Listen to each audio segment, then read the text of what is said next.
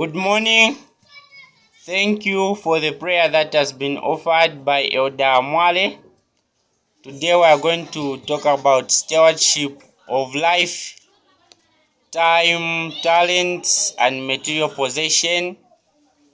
Let's talk about something about stewardship.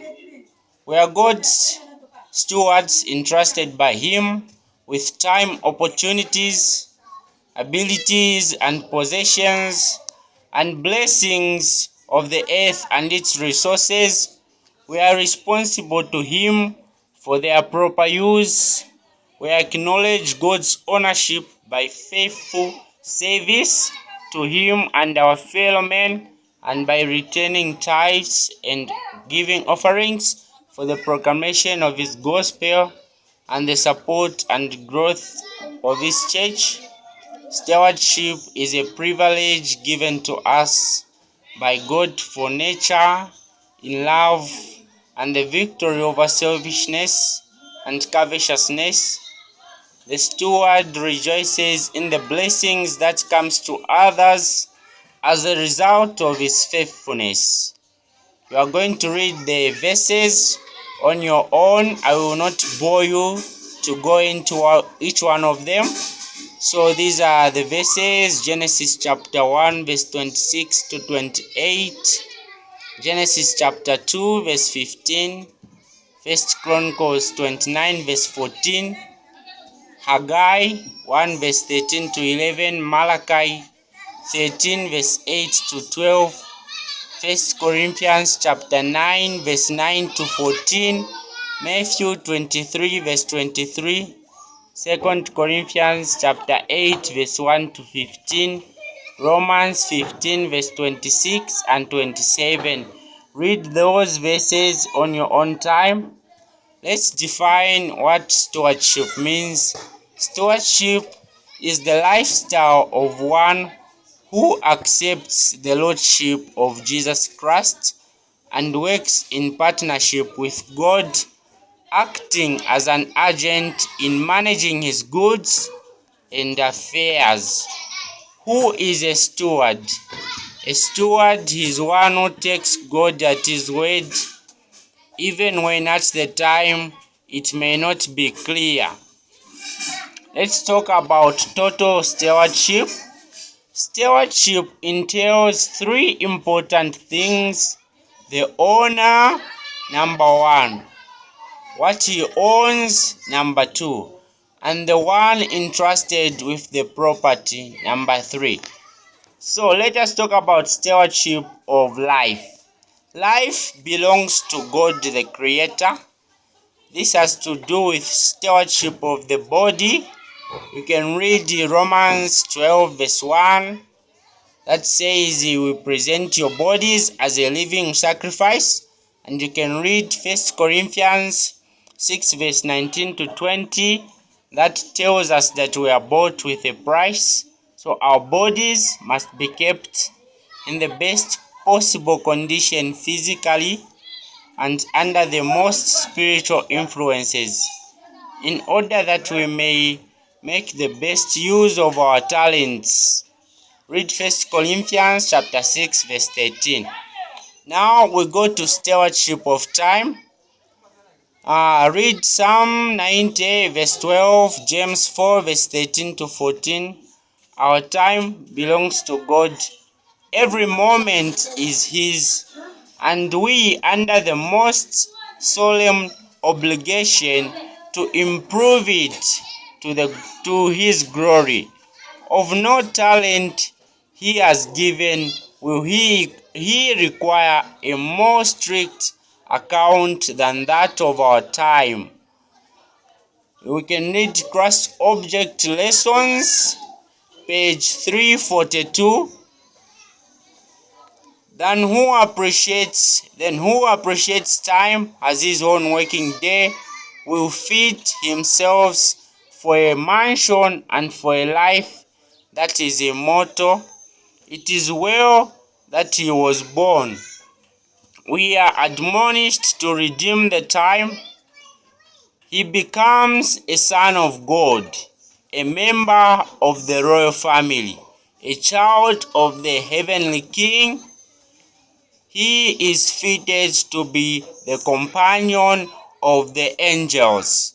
This is partial of Christ Object Lessons, page 342. Give yourself a number of minutes to do the work, and do not stop to read papers and books that take your eye, but yourself. No, I have just so many minutes in which to do my work, and just I must accomplish my task in the given time. And it is the duty of those who are slow to reform and to become more expeditious. If they will, they can overcome their fussy, lingering habits. We read Stewardship Digest, page 114. This time is considered to be a valuable resource, but it is not respecter of persons. The rich and the poor, the great and small, the blacks and whites, the king in his palace and the beggar on the streets, all blacks and whites have no control over it. They all have 24 hours a day, no less or more. Yet how one spends time determines how effectively he will use all other resources at his disposal. Stewardship of Talents. Let's go to Stewardship of Talents. Read these verses: Luke 19, verse 12 to 27, Ecclesiastes 9, verse 10. All have been entrusted with abilities proportionate to each ability. No one is excused from working with his or her own hands. Genesis 2, verse 15. The talents, however, few are to be put to use. The development of all our powers is the duty we owe to God and our fellow men. No one who is not growing daily in capability and usefulness in fulfilling the purpose of life, and we should cultivate every faculty to the highest degree of perfection, that we may do the greatest amount of good of which we are capable. Stewardship of material possession. Read Deuteronomy 8, verse 18. How much do we owe God for all that He is? He loads us with His benefits. We are indebted to Him for the food we eat, the water we drink, the clothes we wear, the air we breathe. Without His special providence, the air would be filled with pestilence and poison. He is a bountiful benefactor and preserver. You can read the Counsels on Stewardship, page 17. We cannot pay God for what He is to us. He requires us to recognize that He owns everything. When we do, we will gradually bring to Him what He asks for without delay. Let us recognize God's ownership. It is very, very important to recognize God's ownership. For this reason, you can read 1 Chronicles chapter 22, verse 19, chapter 11 to 12, chapter 11 to 12, verse 14 and verse 16 of 1 Chronicles chapter 22. So, let us consider some points about 5 about God's ownership. Number one, God owns what we own. Number two, God gives out his own to his stewards. Number three, God tests stewards by withdrawing his possession from them. Number four, God claims ownership by claiming his possessed property. Number five, when we give, we confirm that we own nothing and that God owns all. Let God's portion be first set apart. We are not to concentrate to him what remains of our income after all our real or imaginary wants are satisfied. But before any portion is consumed, we should set apart that which is God's as specified his. Many portions will meet all inferior demands and dues, and leave to God only the last gleanings, if there be any. If not, his cause must wait till a more convenient. Read Review and Herald, May 16, 1882, and read page 81 of Counsels on Stewardship.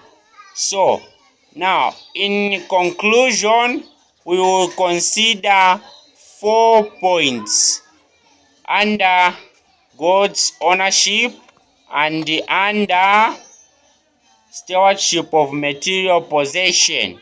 So, we find that the pastor and other leaders must not struggle to impress this on anyone.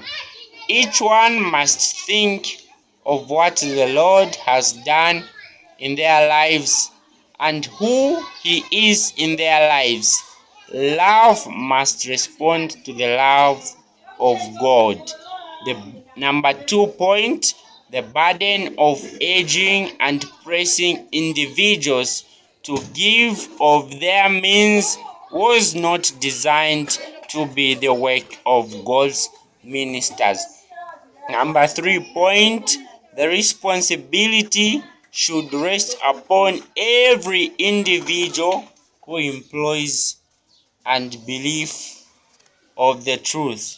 Number 4, let every one of you lay by him in store as God has prospered him. Every member of the family, from the oldest to the youngest, may take part in this work of benevolence. You can read Testimonies for the Church, page Testimonies for the Church, volume 3, page 411. This is a brief talk about stewardship. Thank you so much, and God bless you all.